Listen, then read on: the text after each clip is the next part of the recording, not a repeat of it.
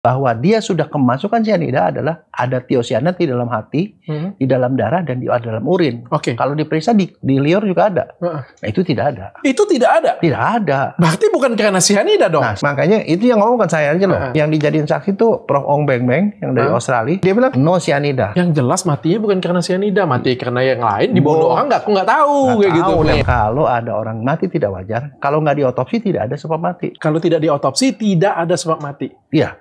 Karena tidak kemungkinan semua. Iya, semua mungkin. Kalau dia tidak semuanya mungkin, berarti tidak ada tersangka. Semua orang yang dipanggil sebagai di BAP dipanggil ke pengadilan, kecuali saya.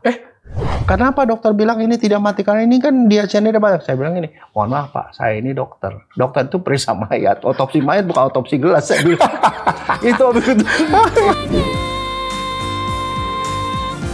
Tanya Dokter Richard.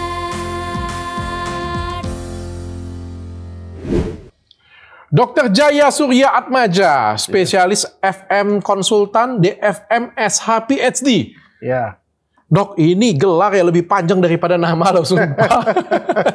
Tahu nggak berapa tahun saya sekolahnya? Berapa tahun dok sekolah? 19 tahun. 19 tahun. Untuk dapat 5 gelar. Oke, luar biasa. Saya kenalnya ini Dr. Jaya, spesialis kopi cyanida. Tapi kita mau bahas dulu dok ya. Ini dokternya, kalau dulu berapa tahun nih dok? Dokternya 6 tahun. 6 tahun. FKUI. UI. Oke. Tahun 86 lulus. 86. Oh, aku aja baru umur setahun. Umur setahun. SPFM, ini FM ini apa nih? Spesialis forensik mediko legal. Mediko legal. Itu berapa lama itu? Itu 3 tahun. 3 tahun. FKUI juga. 3 tahun di FKUI juga. Habis itu konsultan. Ya. Konsultannya berapa tahun lagi dok? Konsultan ya 3 tahun. 3 tahun lagi? Ya. Terus udah gitu saya ngambil PhD doktor. PhD doktor di Jepang. Di Kobe. Oh, itu yang DNA? Ya. Saya belajar DNA. Orang pertama yang pegang PCR di Indonesia itu saya. Dokter DNA pertama di Indonesia? Iya, tahun 90 itu. 95. 95 saya dokter DNA. Habis itu saya sekolah hukum di UI. Balik lagi S1 lagi, S1 SH lagi. Udah capek S3, turun lagi gunung lagi ya. Terus habis gitu ngambil ke Belanda, DFM. Apa itu? Diplom Forensic Medicine. Itu forensik orang hidup. Karena kan saya belajar DNA, orang ini kasusnya banyak yang hidup kan. Nah, terus perkosaan segala. Jadi saya belajar lagi orang hidup di Belanda. S1, S2, S3, balik lagi S1 lagi, balik lagi ke D3. Habis ini SMA dok. Gila, panjang banget ya. Enggak, makanya anak saya stres tuh habis begitu. Dia bilang, saya kagak mau kayak papa. Sekolahnya banyak bener lama. Tapi itu hobi dok. Enggak, sekolah itu hobi. Saya suka belajar satu. Udah gitu saya dosen. Kalau dosen itu saya tuh paling nggak suka sama dosen yang ngajar dari tahun ke tahun tuh slide-nya sama terus. Nah, saya belajar terus supaya saya lebih pintar dari mahasiswanya. Dokter dosen yang paling dibenci pasti. Oh enggak. Karena ini soalnya juga berubah terus. Enggak, tapi ngajaran saya berubah terus loh. Apa aja? Dan saya nggak ngajar itu dengan contoh. Jadi kasusnya begini-begini. Jadi mereka tertarik. Ada berapa kali ya kan sampai kalau di UI ya. Habis saya ngajar terus mahasiswa disuruh kasih masukan. Ini dosennya narang ini ngerti nggak apa. Saya beberapa kali itu dapat penghargaan dari dekan karena sebagai dosen paling populer. Karena kenapa? Ngajarnya enak gitu, banyak contoh. Jadi mereka jadi seneng, happy belajarnya, bukan limet gitu loh. Mantap, luar biasa. Soalnya biasa kan dosen-dosen semakin tua dan semakin jadul kan konvensional untuk berubah ya berarti ya. Sesuaikan ya. Dok, ini kan dokter, waduh viral lagi nih dok. High School, gara-gara film High School. Aduh, itu sebenarnya lama, udah 2 tahun lalu tuh rekamannya. Tapi saya pengen ngomong-ngobrol nih, ngasih edukasi juga untuk masyarakat. Ya. Ini waktu kejadian, kan Mirna kan kejadian minum kopi cyanida tersebut, katanya diduga cyanida ya dok ya? Ya. Dibawa ke rumah sakit, dan itu ketemunya dengan Dokter Jaya langsung? Oh enggak. Dia waktu itu masih hidup, habis dari Olivia itu masih hidup. Dibawa ke rumah sakit Abdi Waluyo. Oke. Masuk UGD. Nah, itu masih hidup posisinya? Masih. Dia muntah-muntah, diambil sampel lambungnya sama dokternya. Dia meninggal. Terus dikasih surat kematian. Meninggalnya di rumah sakit berarti? Iya. Oke. Nah, dibawa ke Darmais karena mau 3 hari disimpan.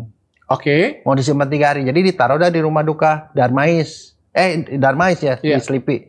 Nah, di situ saya itu dokter satu-satunya tuh yang melakukan pengawetan.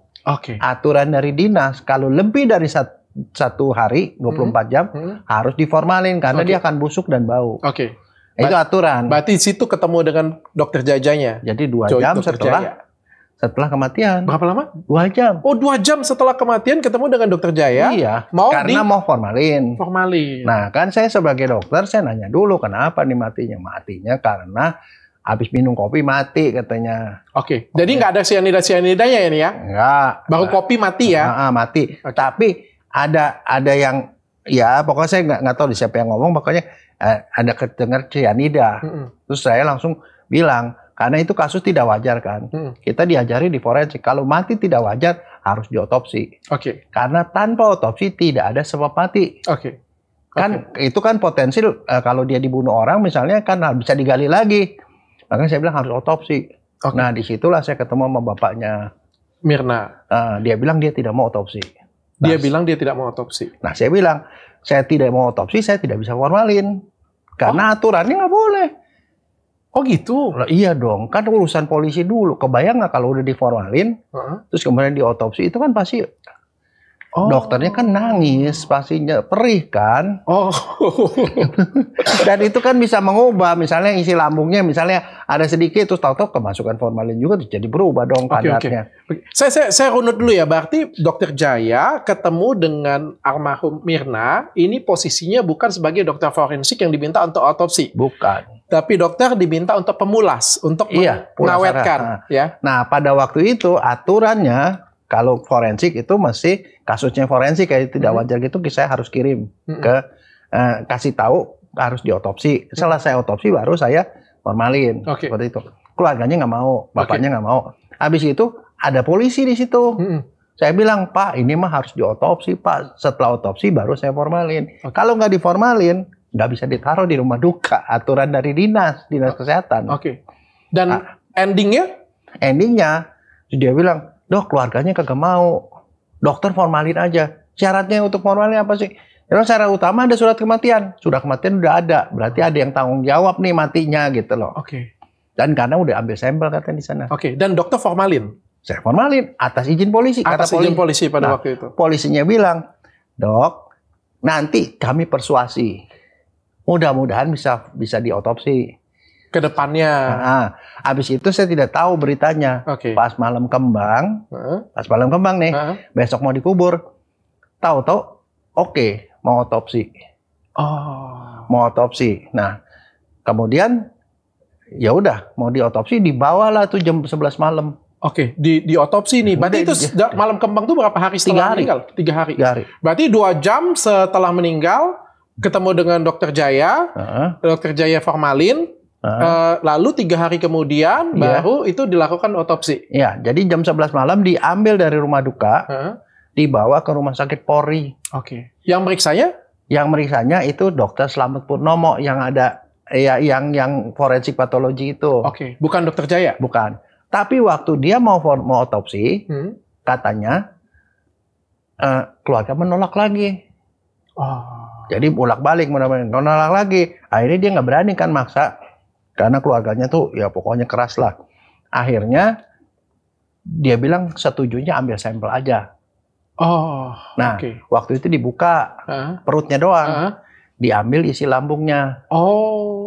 Ambil isi lambungnya, ambil jaringan hatinya, ambil darah, ambil urin.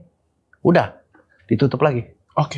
Nah, dikirim yang pertama racun dikirim ke puslapor. Hasilnya sianida negatif. Yang muntahan di rumah sakit ya? Iya, itu jadi baru hidup tuh, nggak ada.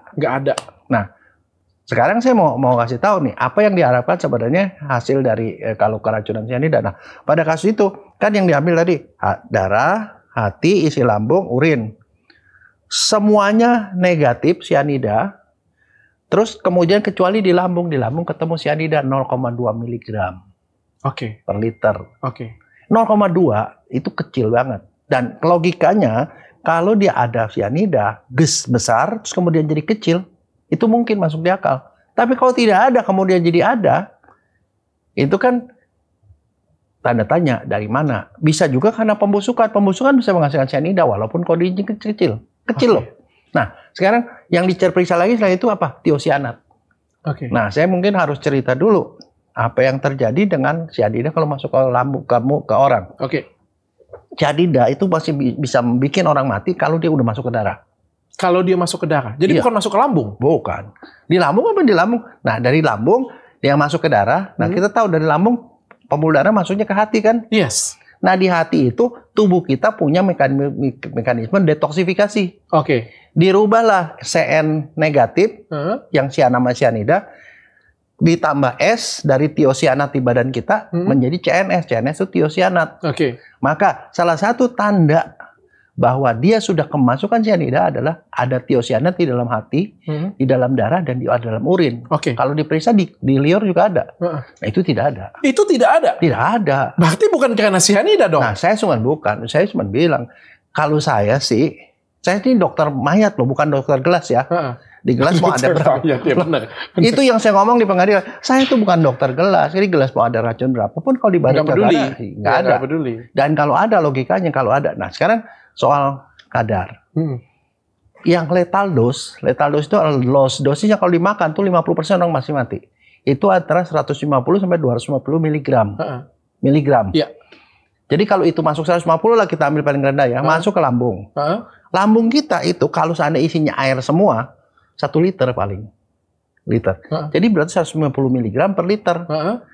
150 miligram per liter itu pasti masih ada 2 jam setelah itu. Nggak mungkin nggak ada sama sekali. Kalau dia berkurang pun, ya kurang dari 150 sekian. Kalau dia seandainya dia kurang dari itu, di darah, di hati, di urin pasti ada tiosianat. Nggak mungkin nggak ketemu. Itu dia, makanya dari segi forensik, saya bilang, nggak mungkin cyanida. Saya ngomong bilang nggak mungkin cyanida. Yang mati lain saya nggak tahu karena nggak diotopsi. Nggak diperiksa. Karena kan otak bisa aja ada kelainan di mana-mana kita tidak tahu. Oke, kita runut pelan-pelan nih dok. Dokter Jaya kasih contekan dikit ya. Dokter Jaya kan ketemu yang pertama kali nih, berarti 2 jam setelah dia pas meninggal itu kan Dokter Jaya ketemu nih. Dokter Jaya kan pasti formalin kan pasti ngeliat juga ya kondisinya bagaimana ya. Kondisi pada waktu itu menurut dokter apa yang terjadi? Nah sekarang gini, kalau orang meninggal, dokter forensik itu sebelum formalin selalu periksa dari atas ke bawah, depan belakang pasti. Walaupun tidak disuruh otopsi. Iya. Kebiasaan. Enggak harus, harus. Ya? Karena saya harus yakin ini wajar. Mati sakit, baru saya bisa formalin. Oke. Kalau mati tidak wajar, ada luka, ada bau yang aneh-aneh, pasti saya tidak mau formalin. Kenapa? Loh karena akan mengganggu penyidikan kan? Oh, kasusnya bisa mengganggu penyidikan. Iya. So jadi, kalau diformalin kan nggak bisa, masih bisa kan masih bisa diotopsi. Pernah nggak waktu belajar mayat dulu? Nangis nggak? Nangis. Udah gitu mukanya berubah nggak? Iya berubah. Iya. Itu kalau seandainya di parunya kagak ada cairan, dimasukin formalin nanti jadi ada cairan nggak? Jadi itu akan mengubah. Makanya kita bilang itu aturannya itu nggak boleh. Nah, jadi pada waktu itu ya seperti itu. Nah sekarang saya periksa luka-luka tidak ada. Luka-luka tidak ada. Tidak ada. Okay. Tapi karena saya udah selentingan tuh cyanida, saya lihat mukanya. Orang keracunan cyanida salah satu tanda utamanya adalah bikin mukanya merah terang, lebam mayatnya merah terang. Ini lebam mayatnya biru. Biru. Mukanya biru, semuanya biru. Jadi nggak cocok. Karena kenapa? Begini, mekanismenya si HB ini, cyanida ini, dia masuk ke darah, dia akan berikatan dengan sitokromoksidase. Itu adalah enzim pernapasan. Itu membuat enzim pernapasan lumpuh. Sehingga HbO2 yang mestinya dilepas oleh darah ke jaringan untuk memberikan oksigen pada jaringan, tidak bisa terjadi. Nggak bisa lepas tuh oksigennya. Akibatnya HbO2-nya tinggi. Jadi seperti orang HB-nya tuh jadi HB-nya banyak ya, HB-nya banyak, tapi dia nggak punya HB di jaringan. Nggak bisa mengikat oksigen. Iya, akhirnya, jaringannya kurang oksigen, tapi di darahnya banyak. Itulah yang bisa membuat merah akhirnya. Merah terang bukan cuma di muka, kalau bisa dibuka sampai ke dalam. Saya ingat satu ajaran Prof. Arief Budianto, itu profesor forensik pertama, guru saya. Waktu saya masih PPDS, dia bilang, Dokter Jaya, lihat lambung itu. Lambung itu kan pernah lihat ini nggak babat, ya kayak begitu warnanya. Kalau ini dia bilang kalau dia perdarahan, itunya hitam, ada darahnya warnanya hitam karena darah kecampur sama asam lambung kan. Ini kasus cyanida, kamu liatin apa yang lihat? Darahnya merah terang, karena HbO2-nya tinggi kan. Lambungnya bengkak, warnanya merah terang, merah banget. Dia bilang kamu lihat itu. Sampai mati pun kamu tidak boleh lupa ini cyanida. Jadi cyanida itu ada 2 patokannya. Kalau dia ada 1 miligram per liter aja, 84% orang Indonesia itu bisa nyium. Oh iya? Iya, saya tuh peneliti cyanida, saya yang melakukan penelitian pada walaupun sedikit kayak gitu aja 1 kita bisa miligram kecium. per liter. Itu dia akan kecium. Tapi kalau 10 miligram per liter dia cium, pasti mabok. Makanya kalau mau ngetes itu, tahu orang bisa ngetes apa, dites antara 2 sampai 3 miligram, dibikin terus dia cium. Kalau dia nggak bisa nyium berarti memang dia termasuk orang yang defisit. Kalau dia nggak bisa nyium, itu sex link ya. Jadi terkait dengan sex link ya, tahu ya kalau itu penurunan. Itu kalau orang nyium gitu dia nggak bisa nyium, kebayang nggak? Kalau saya taruh misalnya cyanida di kopi atau di mana, kamu nggak bakal nyium, tapi kamu bisa mati. Tapi kalau kamu bisa nyium, kamu nggak bakal makan itu. Iya. Nah, 16% orang Indonesia tidak bisa nyium. 16% tidak bisa nyium. Tapi kalau ada 1 miligram aja dia bisa nyium kalau bisa nyium. Nah, sekarang kalau dia itu tahu ya di dalam gelasnya tuh di sampelnya itu 7.400. 7.400. Nah, makanya pada waktu sidang dia bilang, ini ada di cyanida segini. Saya bilang, Pak, kalau ada cyanida segitu, semua pasti bisa cium. Pingsan semua, saya bilang. Anggaplah si Mirnanya nggak bisa cium 16% itu, tapi masa semuanya 16% Ya, semua? tapi pasti gejala semua, bisa kolaps semua. Oh, walaupun nggak ini 1 miligram, 10 miligram aja bisa bikin orang mabok-mabok kok. Apalagi ini 7.400. Dan asal tahu aja, cyanida itu titik didihnya berapa? 26,5 derajat Celcius. Kenapa dok emang? Loh, artinya titik didihnya segitu, kalau suhunya ini anggap 20 aja itu udah nguap kemana-mana itu. Dan 11 derajat, udah beku dia jadi es. Jadi artinya dia itu mudah menguap. Nah, terus udah gitu tahu nggak kenapa akibat dia mudah menguap? Itu dipakai buat apa? Kalau di kapal ya, di Palka, di paling bawah tuh, itu kan banyak tikus segala macam kan, di situ kan taruh makanan segala macam. Itu disemprot tuh pakai cyanida, tikus pada mati semua. Bukan nggak usah banyak-banyak. Nggak usah dikasih makan, disemprot aja gitu ya. Nah, sekarang tahu nggak kalau film-film spy, terus orang-orang Nazi waktu zaman Perang Dunia Kedua, mereka selalu bawa kapsul. 1 kapsul 250 mg. Tahu di gigi ya? Lalu dikemut aja, begitu kemut, cik, mati. Itu 250 mg, mati itu lah Itu pasti. 250 mg? Ya. Dan 1 miligram aja udah bisa bikin orang bisa nyium. 250 mg. Gigit langsung mati. Kalau misalnya berapa lama dok? Kalau 250 mg? Oh bisa langsung. Langsung lah. Kalau spy itu digigit terus langsung mati. Itu lethal dose. Detik? Iya. Menit lah. Menit? Tapi kalau ini kan 7.000. Nah, ya justru itu. Tapi kan yang masih masuk bisa mungkin bawa ke rumah sakit. Ya, tapi yang masuk mungkin sedikit kan, karena cuma kan itu pasti dia lepehin kan. Oke. Nah, maksudnya saya, kalaupun sedikit, kalau mau mati, masuknya 150. Nah, 150 kalau dimasukin ke lambung yang isinya penuh air aja, kan berarti 150 mg per liter. Itu 150 ppm. Pasti mabok semua dong. Iya. Orang sekitar situ dan si dokter selamat yang melakukan pembukaan ini pasti mabok juga dong. Iya. Pas buka ya, harusnya ada ya. Iya. Tapi yang balik lagi dok, waktu dokter periksa nggak ketemu itu merah. Enggak. Jadi dia nggak merah, dia biru ya. Biru. Terus saya tekan kan, forensik kan biasa kan kalau mau periksa ini kan saya tekan gini kan, tekan supaya lambungnya ketekan terus keluar hawa kan. Saya giniin, saya nggak nyium. Nggak nyium sama sekali. Saya nih ya, saya kan dosen cyanida selama 30 tahun. Dosen cyanida. Nggak, kalau saya di mahasiswa lagi otopsi, saya masuk kamar otopsi cyanida, terus saya bilang, atas dasar apa dokter berani ngomong dokter cyanida? Cium. Karena baunya itu. Dokter pernah melihat cyanida itu sendiri? Oh, saya penelitinya, saya yang neliti. Ampun bos. Saya neliti. Dokter yang menelitinya, berarti cyanida pernah lihat orang mati selain Mirna yang di luar sana yang mati karena cyanida juga pernah lihat secara langsung juga ya? Dan saya yang neliti juga orang Indonesia berapa persen tuh yang nggak bisa nyium.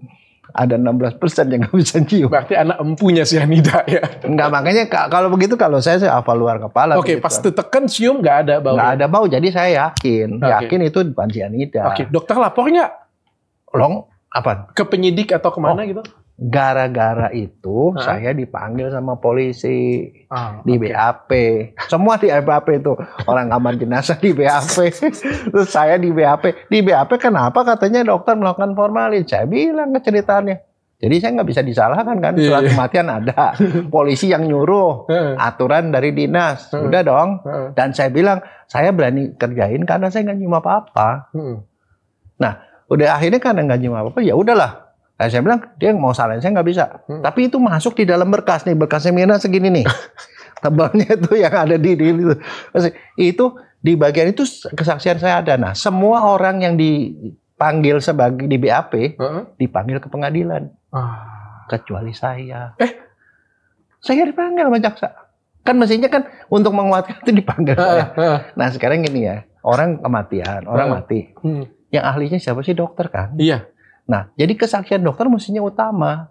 Karena itu namanya saintifik kan. Yang mati nih orang, ya mesti diomongnya orang yang melakukan pemeriksaan dong. Iya. Si dokter selamat tuh di BAP. Nah, saya tuh juga mesti di BAP sebagai orang pertama kali yang memeriksa, ngelihat jenazah dari itu. Saya nggak dipanggil. Nah, ceritanya itu kasusnya dipegang sama Pak Oto. Berkas gini, dia baca itu satu-satu. Si Pak Oto kan bukannya tipe pengacara yang ada gitu, dia serahkan anak buahnya. Enggak, dia baca, pergi ke satu tempat, dia baca satu-satu. Ini kok nggak dihadirkan? Cari orang ini. Saya dicari, dihubungin sama Pak Oto. Sebenarnya dokter saya udah baca, tapi sebenarnya yang dokter temukan apa gitu? Loh, kalau gitu dia nggak salah dong. Itu dia ngomong. Itu dia nggak salah dong. Dia bukan cyanida. Bukan yakin, saya sangat yakin karena saya itu bisa nyium cyanida. Saya bilang, saya yakin ini bukan cyanida. Dan satu lagi ada dogma di forensik. Kalau ada orang mati tidak wajar, kalau nggak diotopsi tidak ada sebab mati. Kalau tidak diotopsi tidak ada sebab mati. Iya, karena tidak kemungkinan semua. Iya, semua mungkin. Kalau dia tidak semuanya mungkin, berarti tidak ada tersangka. Makanya Pak Oto yakin, oh ini pasti nggak ini, karena tanda-tanda dari luar nggak ada, di dalam pun nggak ada. Nah, masalahnya kemudian gini, dokter Slamet kan dipanggil ke pengadilan. Yang dia panggil temuan dia di pengadilan itu ternyata nggak cocok sama cyanida. Isinya di dalam lambung darahnya hitam. Itu di dalam lambung tuh ada tukak lambung, ulkus. Jadi ada borok itu luka. Dan tahu nggak? Luka itu diambil dia sebagai dokter forensik kan diambil diperiksa PA. Ketemu sel radang bulat. Sel radang bulat. Apa itu? Itu monosit. Kan kalau kita tahu kalau ada luka baru, lukanya itu baru akibat misalnya bahan kimia atau apa, luka baru itu yang ada tuh sel PMN, polimorfonuklear.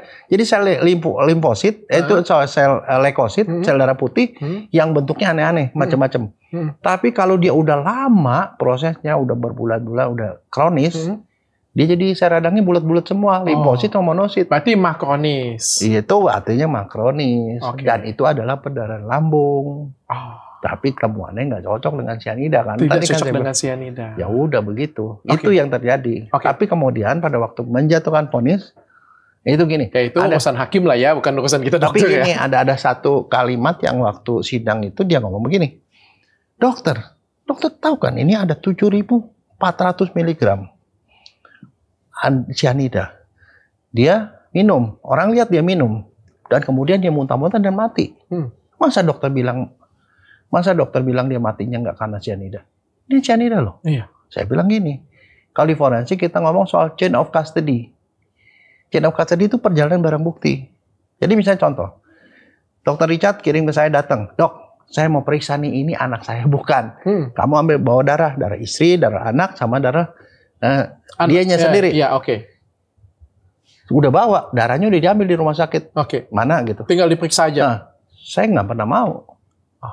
Karena kenapa? Loh ini kan kalau misalnya kamu berkepentingan untuk ini bukan anak kamu tinggal tukar anaknya doang kan? Kamu bisa memanfaatkan saya untuk manipulasi ini kayak nah gitu. Itu dia. Makanya kan saya bilang, DNA bisa salah nggak? Ya bisa kalau sampelnya ngawur. Dan saya punya banyak kasus yang soal begitu. Dari hulu ke hilirnya salah. Nah itu sebabnya kalau misalnya ada barang bukti ini barang bukti.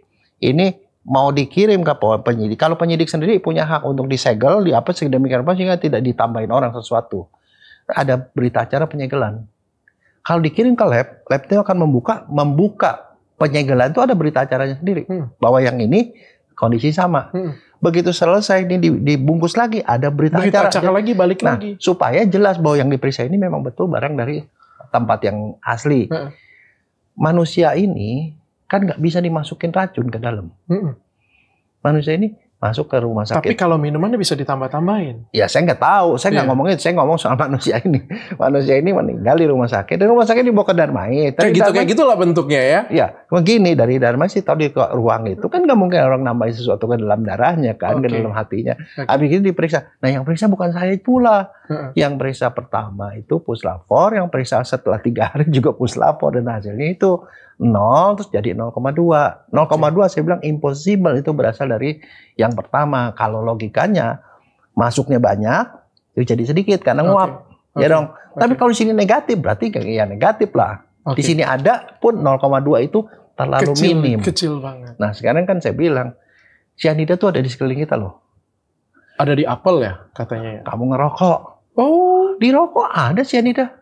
Ada di rokok kan ada 300 bahan kimia yang berbahaya. Salah satunya cyanida. Oh, salah satunya cyanida. Kamu ngerokok. Nah, salah satu cara untuk mendeteksi kamu ngerokok, kamu bilang, Richard, kamu ngerokok apa enggak? Saya punya tes nih. Tes. Saya pernah bikin tes. Ditaruh di lidah kamu, set jadi biru. Ah, kamu bohong. Kamu ngerokok tadi. Oh. Itu aja bisa terdeteksi. Thiocyanate yang dideteksi. Saya cuma ngomong. Berarti nggak bisa lari dong sebenarnya ya. Kalau memang iya atau enggak. Kalau misalnya memang diperiksa benar-benar, seharusnya itu benar-benar terbukti, tidak terbantahkan bahwa dan itu ada banyak. Di apel ada, di aprikot ada, di plum ada, terus di singkong ada, di segala macam. Jadi cyanida itu ada di banyak macam. Cuman cyanida yang masuk ke badan kita tuh didetoks di hati. Kalau masuknya kebanyakan, hati nggak sanggup mendetoks, yang lebihnya itu yang bikin kita mati. Makanya kalau udah masuk ke dalam tubuh, pasti udah ada detoks. Ada detoks pasti ada thiocyanate. Kalau nggak ada thiocyanate itu tidak mungkin. Tidak ada yang masuk. Dan dokter tidak mau periksa manapun, kita periksanya cuma pasiennya. Makanya Pak dokter tanya, kenapa dokter bilang ini tidak mati? Karena ini kan dia cyanida banyak. Saya bilang ini, mohon maaf Pak, saya ini dokter. Dokter itu periksa mayat. Otopsi mayat bukan otopsi gelas. Saya bilang. itu yang bikin. Nah, saya cuma ngomong gitu. Saya sih nggak mau tahu ya, itu mau cerita-cerita macam-macam. Itu urusan polisi lah ya. Iya, tapi ya kalau menurut saya, ya begitu dari segi saya. Saya nggak bisa ngomong lain. Ya makanya ya ngomong gitu ya saya kekeh dengan gitu. Dok, dari pengalaman dokter ini pasti kan pengalaman dokter tinggi sekali kan. Walaupun dokter mungkin cuma periksa sebentar pada waktu 2 jam setelah beliau meninggal, bolak-balik kayak gitu punya. Ini kan tidak ada penyidikan dok ya. Kalau tidak penyidikan kan kita bebaskan spekulasi apapun ya. Menurut pengalaman dokter saja, kemungkinan apa sih meninggalnya karena apa? Kemungkinan. Tapi bentar dulu dok, sebelum penjelasan lebih lanjut, saya pengen kasih promosi kalian. Kopi Gatot Kaca. Jadi ini adalah kopi stamina laki-laki ya. Untuk meningkatkan stamina laki-laki di ranjang. Dan minum ini nggak pakai deg-degan. Jadi kalian bayangkan ya, minum kuat nggak pakai deg-degan. Dan bisa 2 kali, bisa 3 kali. Nah kalian juga bisa jadi mitranya Gatot Kaca dengan cara daftarkan nomor di bawah ini ya. Kalian ya kalau jadi mitranya Gatot Kaca ya, kalian bisa dapat untung 5 sampai puluhan juta rupiah. Hanya dari rumah aja. Kenapa? Karena minuman menambah stamina laki-laki itu cuma ada satu yang BPOM dan halal serta hits. Punya saya, Gatot Kaca. Dan ini dipromosiin oleh Hotman Paris juga nih. Kita lanjut nih dok. Jadi saya cuma bisa komentari itu yang di lambung. Yang lain nggak tahu. Karena kita nggak bisa tahu di otak ada apa. Kecuali kayak kita MRI atau CT scan. Ya mesti kelihatan kalau udah stroke kan. Ya kan. Paru mungkin aja ada sesuatu di paru kan. Kita nggak tahu. Di jantung juga begitu. Mungkin ya dengan pemeriksaan pemeriksaan lab dan segala macam. Jadi kita tidak bisa menyingkirkan itu semua. Tapi dari lambung, yang dari kesaksian Dr. Slamet, itu ada luka. Ada tukak lambung. Itu tukak lambungnya lama. Karena sudah ada lama. Karena pemeriksaan mikroskopik menunjukkan itu luka lama. Jadi bukan karena cyanida yang baru ya. Bukan atau bahan kimia baru. Itu sudah lama. Dan di situ ada darah warnanya hitam. Semua dokter forensik dimanapun seluruh dunia kalau ada darah hitam berarti darah kecampur asam lambung. Orang perdarahan lambung bisa mati ya bisa. Soalnya mertua saya minum salah satu obat pengencer darah masuk ICU 2 kali Pak. Tapi bisakah tablet 90 mg dia kita anggap saja karena sakit mah ya, kita anggap saja sakit mah. Mungkin nggak kalau sakit mah kronis lama nih ya, terus minum kopi kan sesuatu yang iritatif. Itu pemicu, bisa. Terus tiba-tiba kejang-kejang tidak sadarkan diri, muntah-muntah meninggal, bisa? Bisa aja, karena mana tahu. Kan kita bukan tukang ramal. Nah sekarang saya mau ngomong begini, dokter forensik itu ya juga punya prinsip yang sama dengan ahli hukum. Lebih baik 1000 penjahat berkeliaran di luar daripada 1 orang tidak bersalah masuk penjara. Itu prinsip. Ya, itu prinsip hukum polisi di Indonesia. Iya, semua di dunia. Seperti itu. Nah, dokter forensik juga kalau dia tidak yakin, dia harus membebaskan tersangka. Dia tidak boleh ngomong apapun, apalagi tidak ada bukti. Nah, sekarang saya mau nanya, analisis saya kenapa dia begitu? Gini, keracunan itu ada dogmanya. Dogmanya yang pertama, ada kematian atau sakit mendadak. Orang sehat tiba-tiba mendadak itu curiga ke keracunan. Yang kedua, masal. Kalau ada misalnya cuma orang ikut pesta, ada 30 orang muntah-muntah semua, itu masal. Tapi masal itu tidak merupakan suatu yang mutlak. Ketiga, ada kontak dengan bahan racun. Ya mungkin itu ada kontak, di sini ada racun, dia masuk, ada kontak. Terus ada gejala yang sesuai. Nah, gejala yang sesuai ini pada kasus ini tidak ada kan, tadi kan saya bilang tidak sesuai. Kemudian yang paling utama yang nomor 5, apa? Ketemunya racun dan metabolit di dalam tubuh. Kalau itu tidak ada, no case. Tidak mungkin keracunan. Iya. Ya, harusnya pasti di metabolisme kan, harusnya kan pasti di metabolisme. Ya, dan pasti ada sisa racunnya di dalam. Lah, apa buktinya bahwa dia keracunan kalau racun? Kalau nggak ketemu, berarti mungkin dia minum racun itu, tapi matinya bukan karena racun itu. Iya, dan itu kalau racun ketemu pun kita harus tahu itu mencukupi nggak dosisnya untuk mematikan. Saya jadi kebayang bisa juga kayak gini dong. Ini ada racun nih, ini jelas racun nih. Saya minum kan sering tuh, minumnya pura-pura minum. Sial ya saya nih, tiba-tiba saya mati nih. Padahal bukan karena minum racun ini. Terus yang ngasih racun yang disalahin kan kayak gitu, ya kan? Padahal cuma tempel aja pun juga bisa seperti itu ya. Artinya kita ngecek diracunin atau tidak itu bukan karena racunnya di sini, tapi dalam tubuh kita adakah racunnya? Nah itu logikanya begitu. Kalau menurut saya semestinya kayak gitu. Dan semua yang saya omongin, kesaksian saya itu disingkirkan pada waktu pembacaan putusan. Karena gini, di Indonesia tuh prinsipnya hakim bukti-bukti boleh diinin, tapi nanti soal keyakinan hakim. Kalau hakimnya nggak yakin, dia punya hak untuk menyingkirkan. Itu dia. Dia berhak menyingkirkan, jadi terserahnya dia gitu loh. Nah itulah yang buat beberapa orang, kok orang mati, kok kesaksian dokter malah nggak dipakai gitu kon. Malah yang dipakai kesaksian ahli-ahli yang cangkir, ahli toksikologi. Itu namanya circumstantial evidence. Circumstantial evidence itu adalah bukti yang paling lemah. Karena artinya gini, misalnya contoh ya, ada orang, kamu dituduh membunuh orang ya. Terus nggak bisa nih mencari bukti bahwa ada lihat kamu nusuk dia. Tapi buktinya adalah seminggu sebelum dia mati, kamu bertengkar sama orang itu, sama korban. Bukti tidak langsung. Itu. Kemudian 1 hari sebelum terjadi pembunuhan dengan pisau nih ya, orang ngelihat kamu kasah pisau. Kemudian setelah terjadinya kematian, orang lihat kamu terakhir kali jalan sama korban.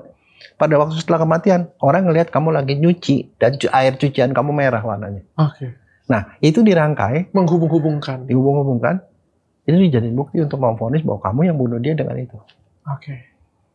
Kebayang nggak? Iya. Nah, itu adalah circumstantial evidence. Padahal harus diperiksanya orangnya ya harusnya. Ya. Kalaupun itu punya nilai buktinya tuh kalau di dalam hukum namanya petunjuk. Bukti petunjuk, bukan petunjuk langsung, bukan ya, bukan bukti langsung ya dok ya. Dok, kita mau tanya tentang otopsi nih sekarang nih, supaya masyarakat juga tahu nih. Yang itu memang kalau misalnya kejadian meninggal tidak wajar, itu boleh nggak diotopsi dok? Tidak. Harus. Tidak.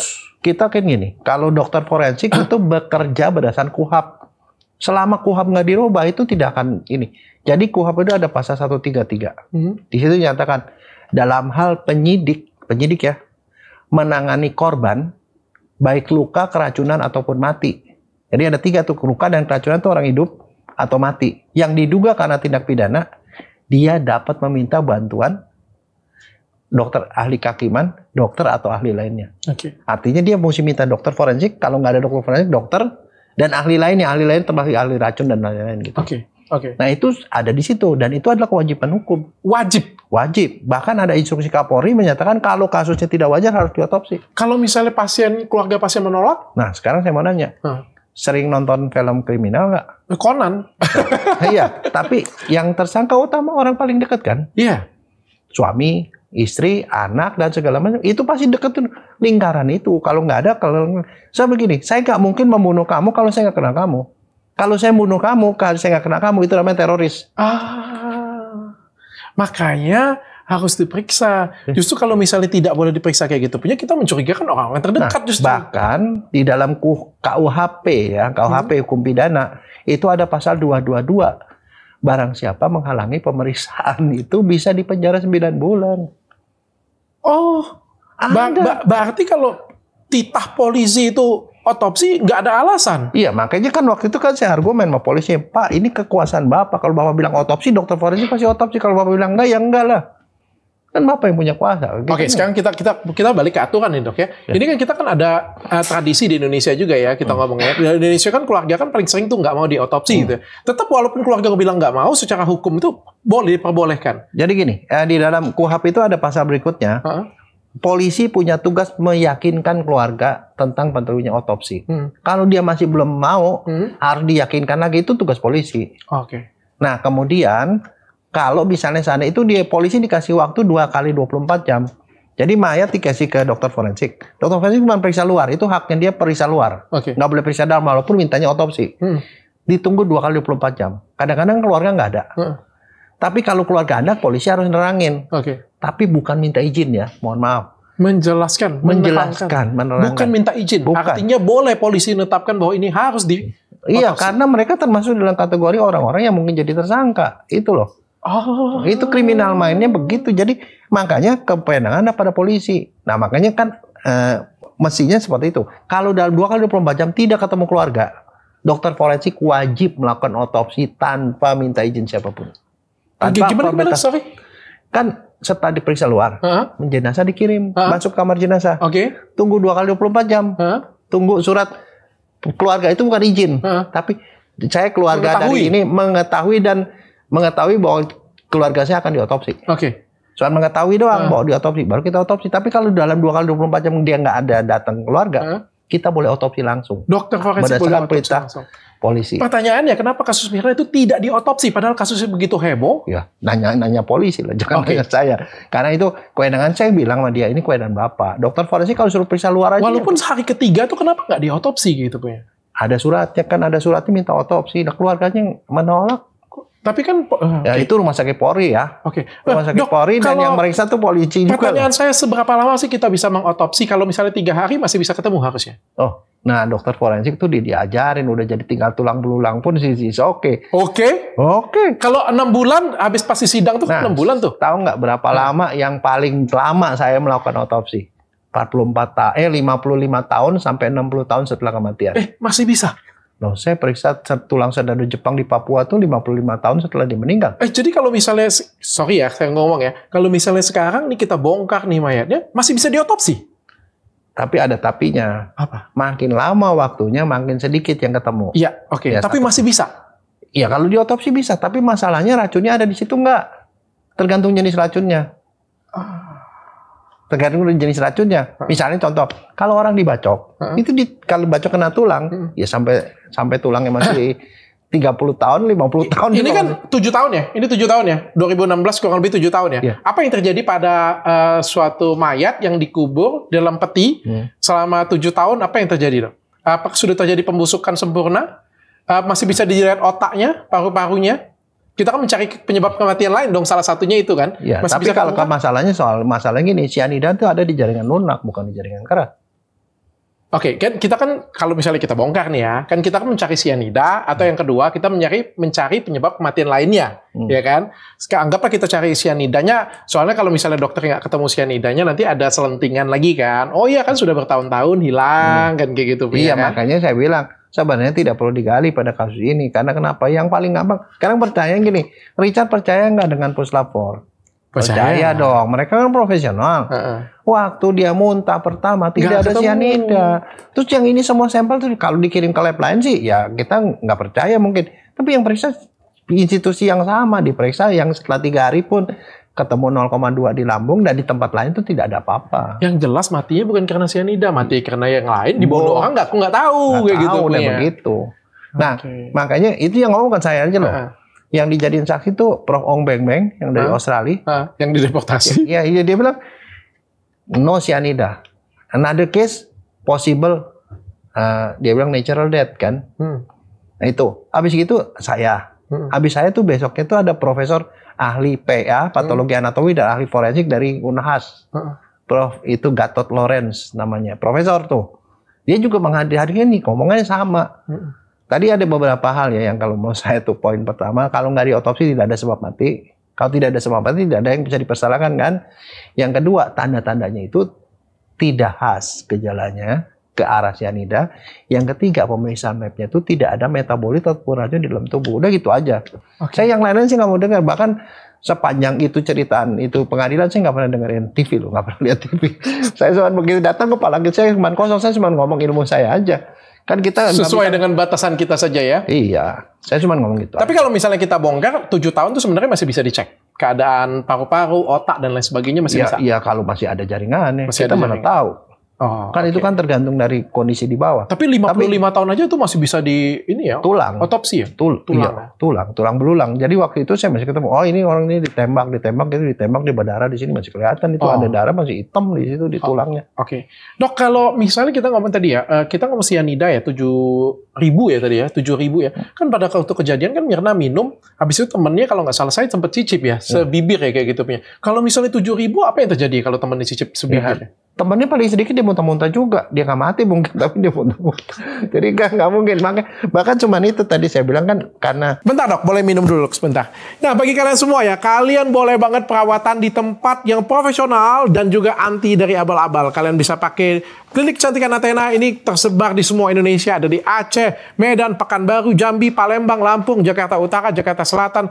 Ada di Tangerang, ada di Bekasi, ada di Bogor, ada di Surabaya, ada di mana lagi ya? Gue salah sebut nanti ya. Ada di Balikpapan, ada di Manado, ada di Makassar, ada di Surabaya juga ya. Pokoknya tersebar di semua kota di Indonesia. Ini kalian bisa dapetin produk-produk yang berkualitas Klinik Kecantikan Athena pakai tanpa ketergantungan. Atau bagi kalian semua, dok, aku punya budget yang minimal banget, dok. Aku bukan orang kaya nih, dok. Aku pengennya yang lebih hemat nih, dok. Kalian bisa pakai Dr. Hen. Dr. Hen ini tersebar ada di Palembang, ada di Surabaya, ada di Jakarta Barat, ada di Bintaro, dan juga ada di Bali. Ya, jadi sesuaikan dengan budget kalian. Kalian budgetnya tinggi, kalian silakan ke Athena. Budget kalian menengah ke bawah, kalian bisa ke Dr. Hen ya. Jadi bisa sesuaikan dengan permasalahan kalian juga. Dan yang paling penting adalah tanpa abal-abal dan tanpa ketergantungan. Kita lanjutin, dok. Jadi nggak mungkin. Bahkan cuma itu tadi saya bilang kan karena ini ditaruh di sini walaupun itu dia pasti akan menguap. Bahkan dalam saya waktu itu di pengadilan saya bilang, Pak 7.400 boleh nggak kita coba katanya gitu. Saya bilang jangan Pak, nanti orang pada mati. Saya bilang ada bahaya. Saya bilang karena saya udah tahu bahayanya 10 miligram aja udah timbul gejala. Apalagi segitu. Makanya saya bilang dalam radius 500 meter itu orang pasti pada pingsan semua. Pasti pingsan semua. Terus waktu di rumah sakit juga bapaknya katanya sempat memberikan napas buatan pakai tangan kayak gini. Nah itu tau nggak? Di dalam jurnal forensik itu dibilang kontraindikasi dilakukan itu. Karena kenapa yang ngasih napas buatan lu pasti mati juga. Atau pastinya pingsan. Percaya deh. Gak mungkin. Karena di sini tuh kalau dari 150 itu seandainya berkurang sekalipun dia kasih napas buatan tuh kan sembari ditekan-tekan gitu. Meskipun pakai tangan kayak gini. Iya kalau 10 miligram lebih dari 10 lah kalau 150 yang masuk. Ya jadi itu yang aneh-anehnya. Yang gitu. Aneh-anehnya ya. Terus satu lagi di mana-mana juga orang cyanida itu kalau itu ya kita bawa itu cuma 250 ml kecil loh. Orang nggak akan bawa dalam bentuk cairan di dalam botol. Ngapain? Kelihatan banget pakai kecil ya, botol kecil ya. Kapsul. Oh kapsul. Langsung cair. Kan itu dikeletusin doang terus gitu. Jadi kan kalau di dalam spa itu kalau dia ngeletusin dan dia mati, anak istrinya tuh dapat santunan besar tuh dari kelompoknya mereka. Kan udah gitu, dia kan udah tekan kontrak mati kan. Dan kalau film Mission Impossible apa? Dia bilang, pokoknya kalau kamu ketangkep, kami gak akan ignore. Kita akan gak mengakui kamu gitu. Tapi anak istrinya ditanggung gitu loh. Anak istrinya semua ditanggung. Jadi kalau kamu merasa orang penting, kamu mesti siapin gitu Cyanida. Takut di gigi ya, dok ya. Dok, tapi aku nonton Detektif Conan ya. Kan kebetulan kemarin juga heboh tuh Detektif Conan pada waktu itu kan katanya ada kematian dengan cyanida juga tuh. Tapi kematian di Detektif Conan tuh pasiennya keluar busa. Apakah kalau misalnya cyanida itu keluar busa enggak sih? Kalau gini, kalau dia masuknya langsung dalam kondisi besar nggak sempet. Karena busa itu terjadi karena efek kocok. Dia sesak napas. Karena gini, karena oksigen banyak di darah, tapi kan jaringan kurang oksigen. Kan kita tahu nih, kita punya karotis di sini, ada percabangan kan, di situ ada kemoreseptor kan. Dia tuh bagian yang ngecek di darah tuh gimana. Kalau kurang oksigen, artinya jaringan kurang oksigen, dia akan menambah napas dan membuat jantungnya berdebar untuk memasukkan lebih banyak udara. Reaksi. Nah akibatnya kekocok, terjadi mekanisme kocok, dia itu yang bikin berbusa. Oh itu yang keluarin busa. Jadi kalau masuknya dalam kondisi kecil nggak langsung mati gitu, itu bisa berbusa. Oke, bisa iya bisa enggak jadi ya. Tidak tapi menjadi yang kewajiban. patok hormonik itu yang paling khas itu adalah bau. Bau itu nggak bisa bohong. Bitter almond pahit ya? Iya, bitter almond. Kamu mau tahu gitu kan? Baunya gini. Kalau mau tahu bisa nyium apa enggak? Ambil daun singkong, dibejak-bejak kamu cium. Kalau kamu bisa nyium bau pahit, rasanya agak pahit, nah itu dia. Singkong mentah ya. Itu. Wah, khas banget ya, berarti kuat ya? Oh, itu khas banget. Yang paling khas itu, terus temuan di dalam lambung, dan juga di ototnya gini loh. Kalau ke autopsi kan dibuka semua. Ada otot bagian paling dalam, yang nggak mungkin kena kontaminasi dari luar, tapi mesti masuk lewat darah. Itu otot psoas. Psoas itu otot panggul, yang paling dalam. Itu dipotong, dia ototnya merah terang. Kita potong penampangnya merah terang. Kalau kita hapus, merah terangnya hilang. Itu cyanida. Tapi kalau merah terangnya masih ada, itu berarti keracunan CO. Kemarin itu diperiksa nggak? Kagak, sama dokternya nggak diperiksa, cuma lambungnya doang. Makanya saya cuma bisa komentar. Apa cuma setengah ya? Loh kalau dokternya otopsi diancam, tapi setengah-setengah. itu bukan otopsi. Itu bukan otopsi? Bukan, ngambil sampel. Itu yang disetujui. Itulah yang di waktu itu Pak Oto bilang, ya itu nggak diotopsi lah katanya. Dok, kalau misalnya pas heboh di sidang kayak gitu punya, kenapa nggak waktu di 6 bulan sidang kayak gitu kan masih cukup baik ya harusnya ya. Diperiksa gitu masih bisa nggak? Enggak, mereka berkeras dengan tadi logikanya dia. Ada orang ngelihat dia minum kopi, di kopinya ada cyanida. Habis minum kopi dia kolap mati. Udah, itu aja bukti gitu loh bahwa nggak perlu dibongkar lagi. Termasuk ada orang di samping sini. Ya. Orang samping ini. Pasang paper bag terus kan kayak gitu punya. Ya whatever lah. Tapi menurut saya sih ya kalau kita ngomong soal keracunan pada manusia yang kita fokuskan pada ada racunnya nggak dalam manusianya. Itu aja sih sebenarnya. Okay. Saya sih gini ya. Kita salah satu doktrin yang diajarkan sama guru saya. Kalau lihat kasus, kamu harus imparsial. Tugas kita dokter bukan membela sini, enggak. Kita cuma ngomong berdasarkan ilmu pengetahuan. Oke. Bukan seperti itu yang kita ngomong. Yeah. Prosesnya. Jadi bagaimana patokan dokter forensik? Cuma satu. Berkata benar, berbuat benar. Benar dan benar. 3 kali benar. Apa adanya. Yang siapa aja yang bunuh bukan urusan gue juga kan? Nggak ada urusan saya. Nggak jadi lebih kaya juga kita dok. Nggak juga. Enggak lah, itu bukan itu. Kan kita mau buktikan supaya ini namanya scientific criminal investigation. Oke. CSI kan, kriminal. Sayang banget dok kalau misalnya bisa kebongkar kayak gitu bisa jadi film. Apa itu namanya Miami apa ya? Apa ya gitu punya kan? CSI ya. Wih gila, keren banget tuh kalau misalnya masuk film tuh. Nah dok, tapi kan itu kan kalau kopi cyanida ya. Kalau ini kopinya lain nih dok. Ini kopinya ningkatin stamina laki-laki. Ini namanya kopi Gatot Kaca. Ini nggak ada cyanida di dalamnya. Tapi pas makan ini ya strong, jadi lebih kuat. Kalau cowok itu jadi lebih bergairah, jadi lebih kuat ya kayak gitu ya. Dan enaknya lagi nggak pakai deg-degan. Nah itu yang paling penting. Sudah BPOM dan juga sudah halal. Banyak banget tesimonia dari saya sendiri nih, Hotman Paris ya. Bahkan ulama-ulama kita juga sudah pernah cobain juga Gatot Kaca. Karena ini sudah BPOM dan juga sudah halal ya. Dan sekali lagi saya ngomong ya, enaknya kalau pakai ini cepat banget reaksinya. 2 jam kemudian sudah ada reaksi, nggak pakai deg-degan dan bisa main 2 kali. Coba bayangkan ya. Dan bagi kalian semua yang pengen jadi mitra Gatot Kaca, silakan daftar ke nomor di bawah ini. Karena jadi mitra Gatot Kaca itu untung banget. Kalian bisa dapat untung sampai dengan 30 sampai dengan 50 juta per bulan cuma dari rumah aja. Bayangkan. Hemat, untung banget kan? Bukan hemat. Untung banget kan? Daripada kalian minum kopi cyanida, lebih bagus kalian minum kopi Gatot Kaca. Dok, tapi kan siapa sih yang pertama kali ngomong ini cyanida? Yang pertama kali terlontar mulutnya itu sianida itu siapa? Someone. Pada waktu itu saya udah tahu itu sianida, makanya saya cium. Saya udah periksa, saya cium berkali, kagak ada. Ya udah, makanya udah. Ini kan maksudnya kayak gini, tanda-tandanya nggak ada. Apanya nggak ada semuanya kan, kayak gitu kan? Ya kan kopi pasti belum di lab kan? Tapi jangan salah loh, di Indonesia ini apapun bisa loh. Kita bisa pakai mungkin barangkali. Iya, siapa yang pertama kali kesebut pertama kayak gitu sehingga akhirnya bisa kebawa-bawa semuanya sianida kayak gitu punya. Atau pertanyaan saya kayak gini deh, mungkin nggak kita bertanya ya, kita bego-begoan lagi ya. Jadi kan dokter sudah jelasin semuanya, jawabannya sudah jelas. Tapi saya bertanya lagi, mungkin nggak kalau ini ada 7.000 sianida, saya minum, saya mati, di dalam perut saya 0 sianidanya, terus 3 hari kemudian 0,2 sianidanya. Mungkin nggak? Nggak, impossible.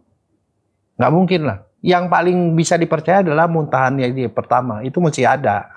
Ya dong, belum ada apa-apa kan? Itu tidak mungkin. Tidak mungkin. Itu tidak mungkin. Nah, yang mungkinnya ada gini, 0,2 bisa terjadi karena proses pembusukan. Itu bisa. Oke, pembusukan itu menghasilkan itu. Tapi kadarnya memang kecil. Nggak cukup untuk mungkin mati. Oke. Sekarang pertanyaan saya kayak gini. Ini 7.000, ya, temu. Saya meninggal. Di dalam lambung, ini saya ya, saya ngomong ya. Kita tidak berbicara Mirna ya. Saya tidak tahu minum ini atau tidak. Off kamera, tiba-tiba ini ada 7.000. Di lambung saya dicek 1 hari pertama tidak diketemukan 0, 3 hari kemudian diketemukan 0,2. Oke, kemungkinan apa yang dipikirkan?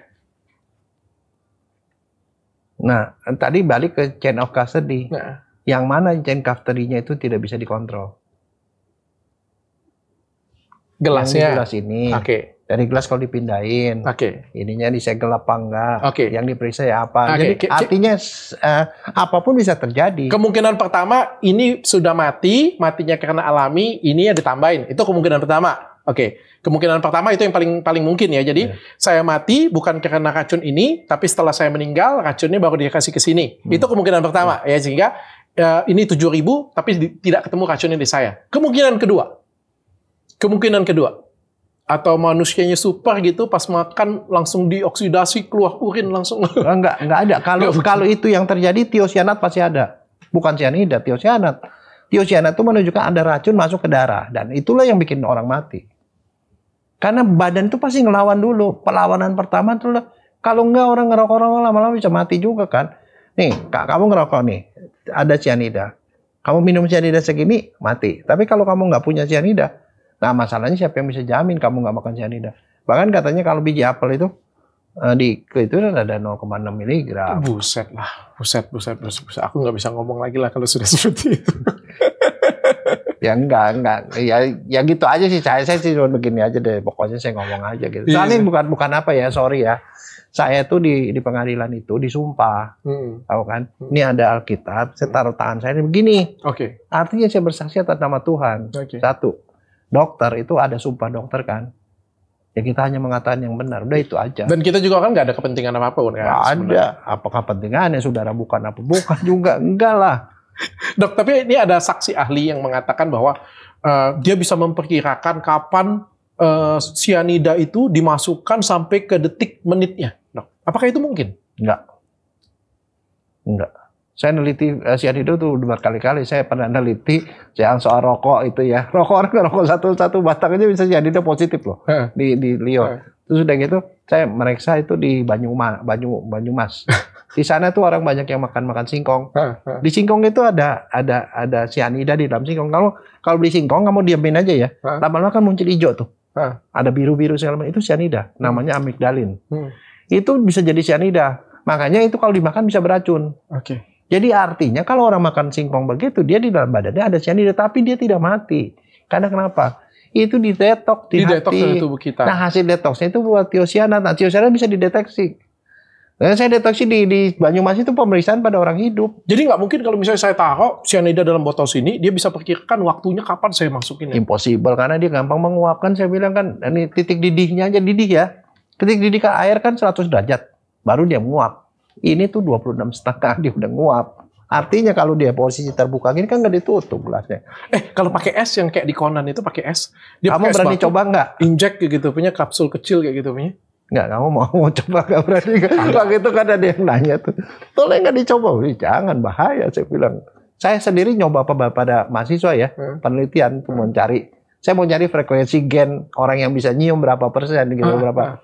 Saya periksa ratusan mahasiswa. Saya cuma bikin 2 sampai 3 miligram per liter. Itu beberapa mahasiswa itu yang itu ada yang keliangan loh. Duduk kasih.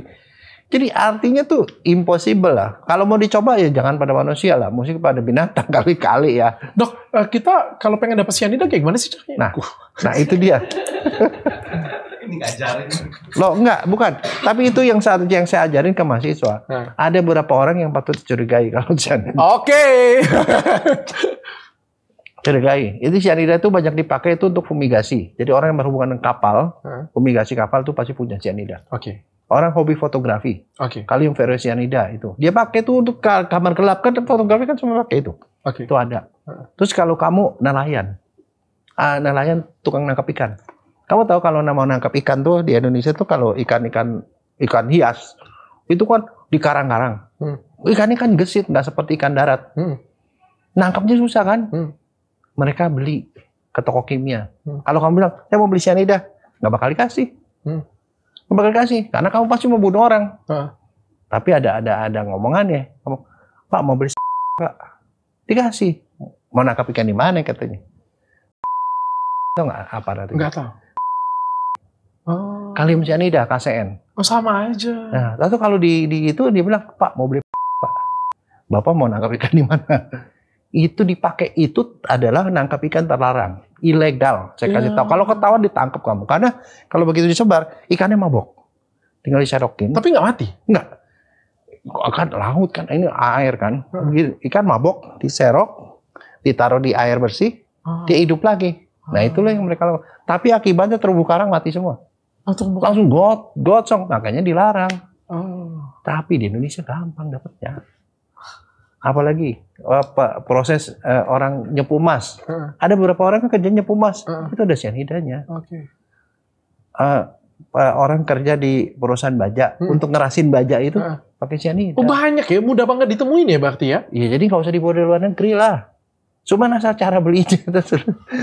Sama aja kayak teroris di sini kan, yang dia beli apa? Dia nggak beli TNT, nggak. Dia beli begini. Pak, mau beli bom. Enggak. Jadi maksud saya itu sebenarnya soal caranya. Mau beli bubuk mesiu untuk bikin bom ada nggak? Ya nggak mungkin ya dok ya. Nggak mungkin ya. Gitu. Jadi artinya kalau KCN itu gampang diperoleh. Lebih susah kalau mau kamu belinya di luar negeri. Luar negeri udah pasti nggak bakal dikasih. Mana ada orang luar negeri mungkin terumbu karang, orang ada ikan aja nggak pernah ditangkap, dia cuma di filmin doang kan di Discovery Channel. Welcome to Konoha. Enggak, saya cuma ngomong aja. Jadi orang tuh kadang-kadang orang bilang nggak mungkin lah gini. Nggak. Kalau dokter yang kerja di lab. Mudah nggak ketemu? Mudah. Di lab saya ada. Tapi harus dokter. Artinya orang yang menguasai itu. Tapi kalau cyanida itu ada macam-macam. Ada cyanida yang gampang diperoleh, ada yang juga yang enggak. Yang gampang diperoleh itu kalium cyanida itu gampang. Oh, ada varian-variannya lagi. Iya. Kalau kalium cyanida itu everybody can buy. Ada beberapa cyanida lain itu tidak gampang dibeli. Hanya orang-orang dengan misalnya orang lab itu yang punya gituan. Oke, Dok, impact-nya ke dokter dan keluarga dokter. Kayak gimana, Dok? Anak saya stres.